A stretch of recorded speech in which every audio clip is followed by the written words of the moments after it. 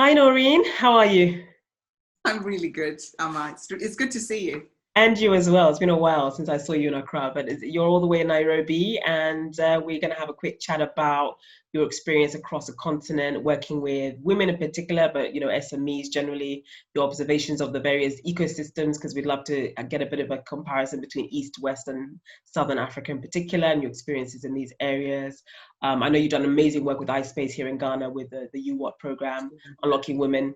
And so, yeah, let's just understand what you've done in the ecosystem as a business development professional, and how you feel that we can really take this moment to set ourselves up for better quality SME performance and contribution to the economy. So over to you, Noreen. Thank you so much for having me. I'm really amazed and excited that you're hosting this festival, the ScaleUp Africa Festival.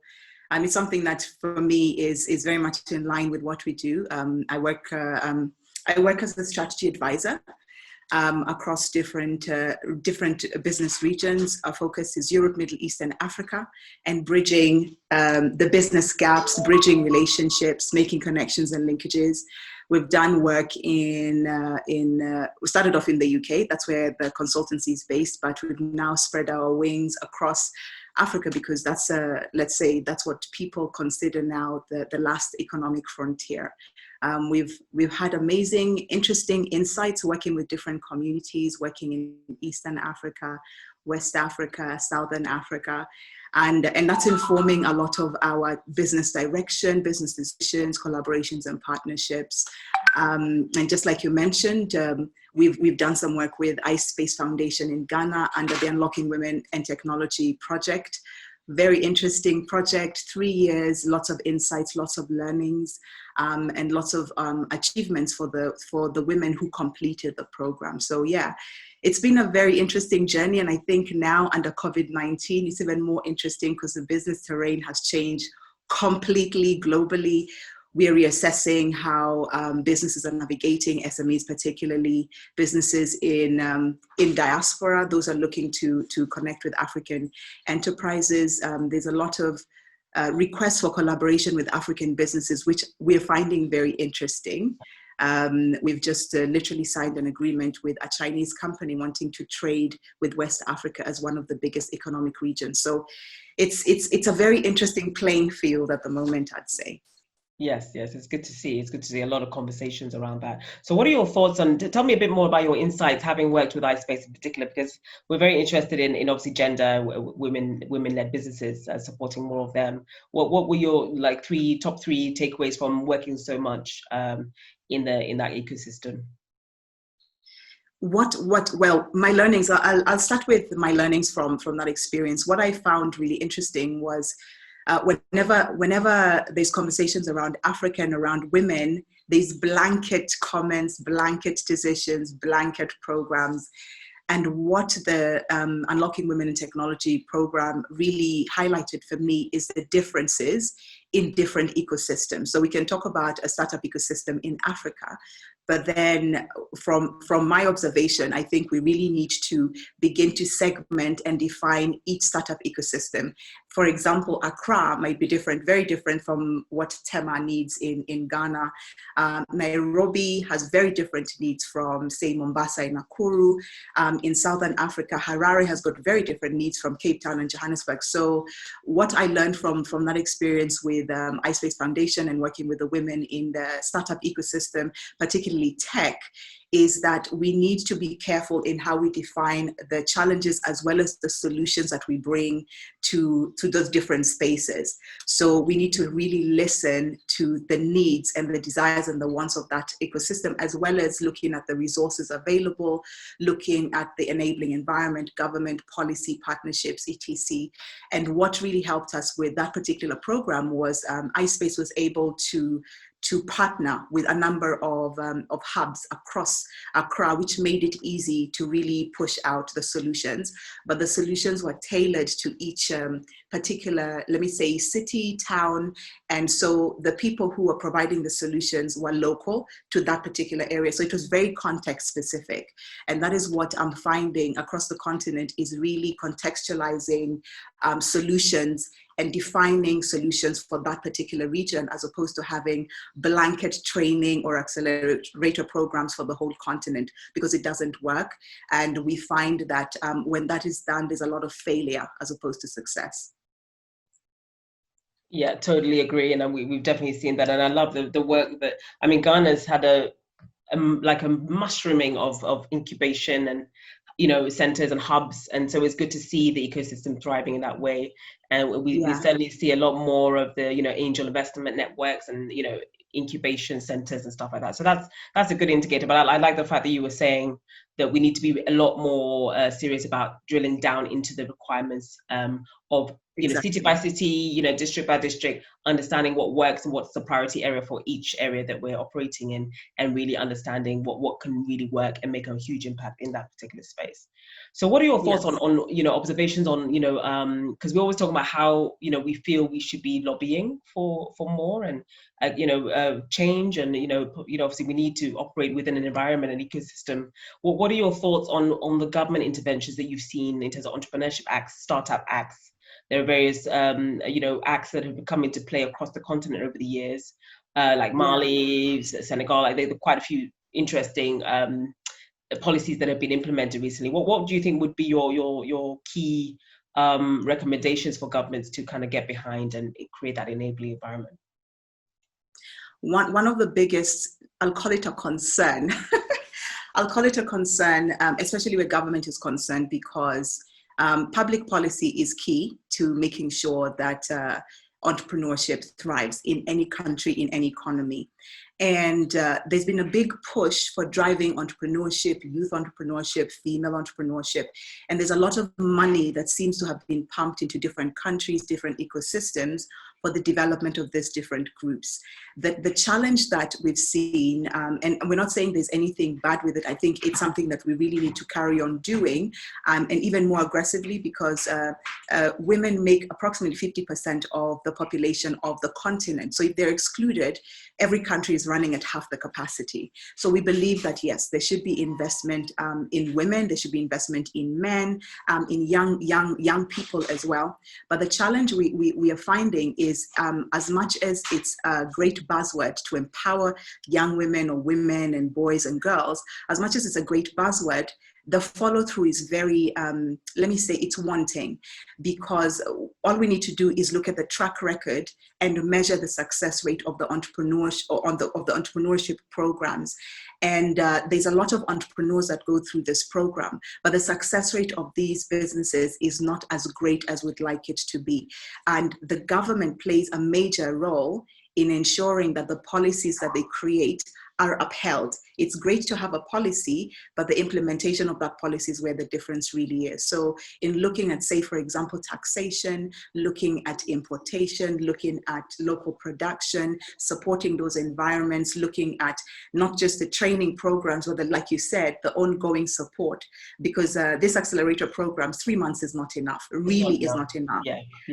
Sometimes it takes a business 2-3 years to become profitable. Exactly. And these programs are really short-term, short-lived, and the failure rate is too high. So my recommendation is often that government should partner with private sector, because, for example, we sit at the bridge between what the government is saying about the country and the objectives of the country and what the private sector needs. And we can bridge that gap with data, with information, with knowledge, and even with conversations. I've attended lots of conferences, and one of the biggest issues with conferences is the language is very high level. It's always, you know, the high level talking to each other. They're making decisions, they're using buzzwords, they're using jargon. But when you bring it down to local level, people are asking, what does that really mean for my business? Right. And so it's simplifying those conversations, and private sector is really able to bridge that gap in understanding and then translating the language at local level or grassroots level. So I think collaboration and partnership is key. but also follow through and accountability. I don't know how we'll be able to do it, but we need a way to make sure that we can hold the government to account for the promises they make to the youth, to women, to these programs, and even actually measuring the success of any investment that is made. And I think that's one of the areas across the continent that I feel there's a big gap, is measuring the return on investment on these programs. So the accelerator programs, if you say you pump in $50,000, at the end of that, can we measure how much was made by those enterprises over a period of time? So I believe the government is key. We cannot work without them, but we need to partner in a very collaborative way that drives economic growth. Yep, fab. I mean, you know, we're colleagues, so we understand what this all means. But for those who maybe don't understand how corporations can do a lot more to as a private sector to partner with government, what have you seen? Maybe can you give us one or two examples of that kind of collaboration across the continent to really make a dent in the performance of our SMEs? There is a lot of corporations that have joined I won't call it a bandwagon, but it feels that way sometimes, where the empowerment of youth, women, and entrepreneurship. So there's money being invested. Corporations are doing their CSR, their fair share of CSR in investing. Yeah. But then again, just like we've talked about, the government, we're not tracking how that investment is being rolled out. We're not tracking the return on the investment, but there are some successes across the continent. I know, for example, the Africa Development Bank is big on investing in different ecosystems. For example, they've done the Fashionomics platform, where you have creatives, people who create crafts, clothing, shoes, and bags, etc., can sell on the actual platform itself. But then I think one of the questions that comes up for us is, if you have the corporations competing with private sector, is that really effective for the smaller businesses, for example? So I think partnership is great. I think also how those partnerships play out could be a topic for conversation, especially for private sector, private sector alliances and associations coming together and making recommendations for corporations. The SMEs make up about 90% of businesses across the whole continent. That's 90%. Yeah. So if we have the big corporations, that's only 10% of them. They really can't solve the problems of the economy. They need the SMEs to play a big part. So we need more SMEs at those tables of decision, because corporations play at a different level, and the challenges at SME level are slightly different.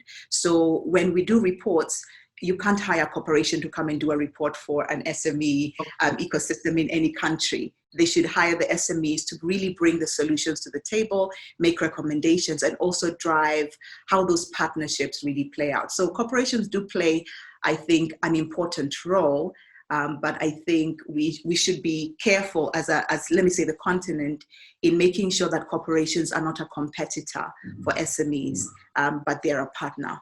And I think the partnership. Yeah, the partnership is the biggest part of this. I mean, we in Ghana, we have Cosmos Energy, investing heavily in their innovation center. In the UK, we had Wyra, as an accelerator for Telefonica, generating, generating SMEs that were producing, 8 figures for Telefonica, because they plugged them into Telefonica's supply chain. So, it is a collaborative effort, and it's really understanding that, if you're a corporation without R&D, you're not spending much on R&D because obviously limitations, you can actually invest in SMEs that are innovative to kind of, help you in that way to kind of innovate and find out new ways of working, and potentially, that can impact your bottom line as well. So it's not always the CSR conversation the corporation needs to have. It's actually the fact that it can be a profitable partnership and alliance as well with SMEs. So that's kind of part of the conversation we're trying to highlight as well. So that's awesome. Thank you so much, Noreen. It's great to hear from you, and I'm sure we'll be talking a lot more, and then hopefully partnering with you at ScaleUp Africa as well. No, that would be amazing. That would be amazing. One of the things that just for the benefit of the platform and your network is we work closely with investment bodies, investment companies. I'm a partner of the Africa Investment Gateway Group, driving investment into the continent and finding those high growth sectors that you mentioned. So as you're building and developing the ScaleUp network, the ecosystem, we have access to these opportunities for SMEs that are really profitable to access the support and the financing that they need, and also access different markets. I think one of the things is we import a lot into Africa, but local production is growing. Yeah. So we've signed a partnership with a company in China to export from Africa into China. So now instead of creating made in China, we're making for China. So those are the types of collaborations that we're really keen to develop at the moment. We're looking at Israel. So there's a lot of interest in Africa, but this time I think it's in our favor. This economic COVID-19 economy, it's an opportunity. It's really in the favor of Africa. So I think we can step into that, step up, begin to really create, innovate, and provide solutions for the world. Yes. We're totally in sync there, Noreen, and we'll definitely talk more about partnerships and collaboration, because I think, agri-tech is a huge opportunity. Agri production, marketing, packaging, distribution is a massive opportunity.